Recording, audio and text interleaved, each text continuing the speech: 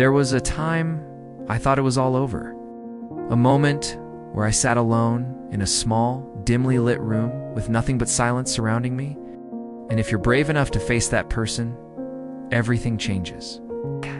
It's a story of failure, self-discovery, grit, and an unshakable belief that even when life knocks you down to your knees, you can still rise higher than ever before. No money in my account, no job to go to, no one calling to check in. I had nothing. I was nothing, or at least that's what I believed. But rock bottom is a strange place. It crushes you. But it also introduces you to the most honest version of yourself. I was convinced that success would come fast. I worked hard, chased opportunities, and tried to prove myself. Somewhere along the way, I had lost who I was. The silence, I had no choice but to listen to myself. I looked into my own eyes and asked a question that changed my life. What if you not done? What if this is where the real story begins? I forced myself to wake up at the same time every morning. No excuses, no matter how I felt. That one act gave me a sense of control. I stopped consuming empty content and started feeding my mind real, valuable ideas. I stopped escaping and started facing. Not the version of me that was trying to impress the world, but the version that was scared, disappointed, and angry. Every morning I would write what I was grateful for, what I was feeling, and what I would do that day to move forward. Slowly, patterns started to emerge. I began to understand my fears, my triggers, my habits. That was the first moment of real transformation. I had chased validation, chased success, chased everything except the truth. I was physically exhausted, mentally broken, emotionally numb. I was in survival mode, but my inner world transformed. I no longer felt like a victim. I felt like a fighter. I stopped blaming others and took full responsibility. No one was coming to save me. It was my job to save myself. I trained every single day, not just to get in shape, but to remind myself that I could do hard things. Each workout became a contract with my future self. Eating cheap food, dodging rent calls, pretending to the outside world that everything was fine while I was quietly unraveling inside. For a while, it looked like things were working. I had a job. I had energy. I had momentum. I also had one major blind spot: pride. This is not just a story of success. I avoided help, ignored advice, and made decisions driven by ego. One by one, those decisions cost me. I took a financial risk I wasn't ready for. I trusted the wrong people. I ignored warning signs and kept pushing forward blindly. I grew up with big dreams. As a kid, I believed I was meant for something more. I didn't know exactly what it was, but I knew I had fire in me. I wanted to build, to inspire, to lead. But life doesn't always follow your childhood blueprint. After finishing school, I entered the world full of excitement. I thought I could handle everything on my own. Eventually, everything collapsed. I lost my job. My savings dried up. My relationships crumbled. It's that S when it hit me. I wasn't just broke financially. I was bankrupt in confidence. It took hitting rock bottom to stop the noise. One morning, after barely sleeping, I sat in front of a mirror.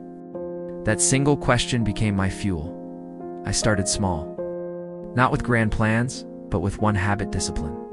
From there, I added another habit. Reading. I devoured books on mindset, on resilience, on habits. Then, I moved to my body. I didn't join a fancy gym. I went outside and started walking, then running.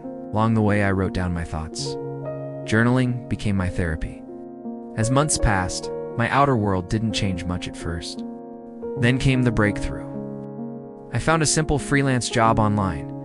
It didn't pay much, but it was something. I did it with full focus, delivered early, over-communicated, took feedback. The client loved it. That led to another job, then another. Within months, I had built a small income stream. I reinvested that money into learning new skills: digital marketing, copywriting, communication. I took free courses, practiced nonstop, built a portfolio. Every day was structured, no time wasted. I still remember the first time I made enough to cover rent again. It wasn't just money, not for the success I have today, but for the failure I had back then. Rock bottom didn't ruin MIT, revealed me. 8. It was a symbol. A symbol that I had turned nothing into something. I built systems, saved money, took care of my health, surrounded myself with winners. I didn't chase high, stayed consistent. Friends who had seen me crash began to see me climb. I began sharing my story, not to brag, but to show that rebuilding is possible. By deciding every single day to become the type of person who doesn't quit. I was just willing to fight for myself when no one else would. The kind that no one can give you or take from you because you built it yourself. And if I can do it, so can you. The kind of person who shows up no matter how hard it gets. That no matter how low you've fallen, the rise is always available. Soon, people started asking me how I did it. The one who chooses to rise, no matter what. It's not failure, it's the beginning of your story. The struggle you feel right now is shaping the character you need for the life you truly want. Eventually, I built my own brand. I created content, offered services, mentored others, and now, years later, I look back with deep gratitude.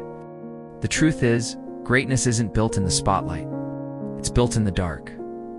When no one's watching, when you're tired, alone, and still choose to keep going. A version on the other side of struggle, of growth, of dedication, and you won't meet that version by staying comfortable. You'll meet them when you push past your limits, when you do the things you've been avoiding. It's built in early mornings and painful self-reflection and hard decisions. It's not glamorous, but it's real. There's a version of you that you haven't met yet. So if you're in your low point right now, this is what I want you to know. It's not the end. You are not broken. You are not lost. You are learning. And it won't happen by wishing. But it won't happen by wishing. It happens by working. My story isn't unique. I wasn't lucky. There will be pain. There will be pain. There will be setbacks. But there will also be power. So stand up, breathe deep, wipe the dust off, take the first step. Your greatness is waiting, not tomorrow, today. Because the world needs the version of you who refuses to stay down. From rock bottom to greatness, your story starts now.